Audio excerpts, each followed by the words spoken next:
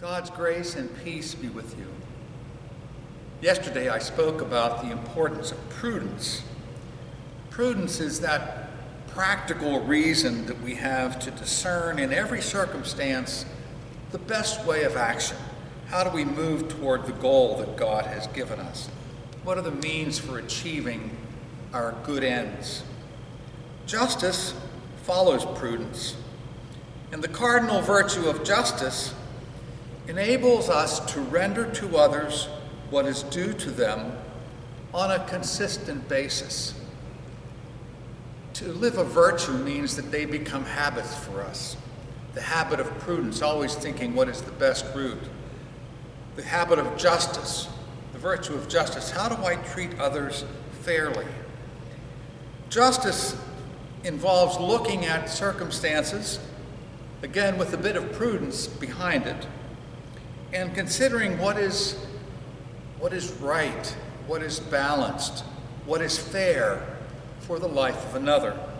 How often in our own day we think of the justice system, and we think of policemen and judges and the like. But true justice shows up in the way that we are attentive to our spouse and we are fair in our judgments of others, and how we are honest in the way that we deal with others, how we pay our taxes. What do I owe to another? Justice really comes into mind when we think about our love for the poor.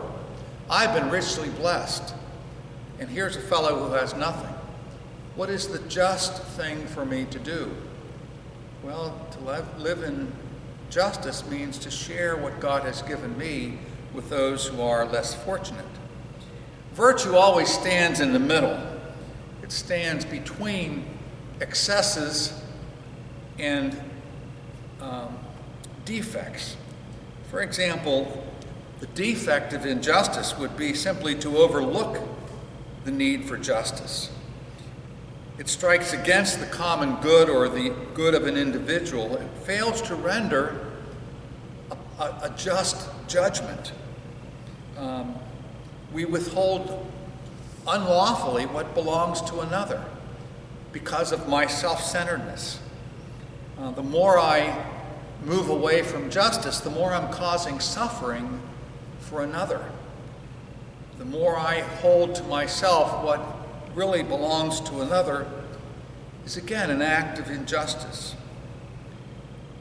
If one continually acts with injustice, to act unfairly, if you're a landlord, to your renters, to your neighbors, to your employees, if you are unjust, you develop that habit of just people not being able to trust you.